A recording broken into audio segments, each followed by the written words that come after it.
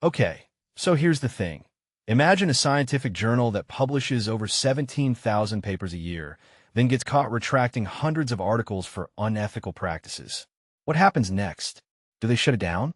Blacklist it forever? Nope. They give it a participation trophy in the form of an impact factor. Welcome to the bizarre world of academic publishing, where accountability often looks more like a slap on the wrist and a try harder next time. Let's unpack Heliyon's roller coaster ride. For context, this journal, owned by Cell Press, which is part of the same family as the prestigious Cell, was suspended by Clarivate's Web of Science in 2024 because hundreds of its papers were complete garbage. Peer review compromised? Check. Authorship fraud? Check. Citation manipulation? Double check. But here's the twist. After retracting 687 papers and issuing 1,100 corrections, Clarivate decided, good enough, and reinstated its indexing. So what's the takeaway? If you're a megajournal with enough cash to burn, you can basically game the system, get caught, half-ass a cleanup, and still end up back in the good graces of academia's gatekeepers. Convenient, right? Now, let's dissect what this actually means. First off, retractions are supposed to be a journal's nuclear option, a sign that they take integrity seriously. But when you're yanking 3% of 12 years' worth of research, you're not fixing a few bad apples. You're admitting the barrel itself is rotten. And yet, the academic world acts surprised? Come on, this isn't a scandal, it's a symptom. The real story here is the absurd pressure to publish at all costs. Journals like Heliyon exist because researchers are trapped in a rat race where quantity trumps quality.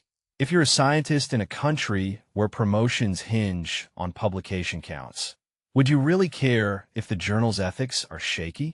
Probably not. Survival of the prolificest folks. What's wild is how Clarivate's punishment was basically a timeout. They paused indexing for a year, then handed back the keys once Heliyon did the bare minimum. Retract some papers, add some AI screening tools, and sprinkle in some PR fluff about trust in the scientific record. But here's the thing. Adding an algorithm to flag bad papers doesn't fix systemic issues. If anything, it's a Band-Aid on a dam. The audit revealed systematic problems, yet the solution is a checkbox exercise. In my opinion, this reeks of performative accountability. It's like catching a bank robbing a customer, letting them repay the stolen cash, then giving them a free Best Ethics Award.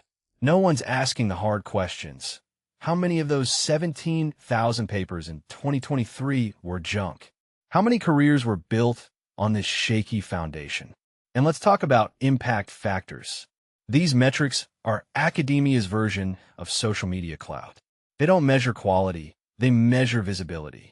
So when Clarivate says Heliyon deserves its impact factor back, they're basically rewarding a journal that survived a scandal, not one that suddenly became rigorous.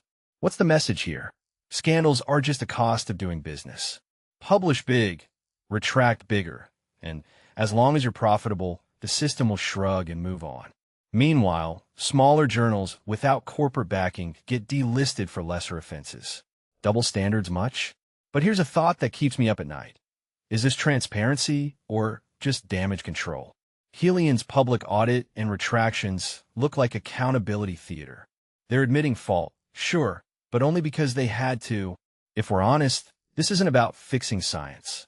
It's about protecting reputations and revenue streams.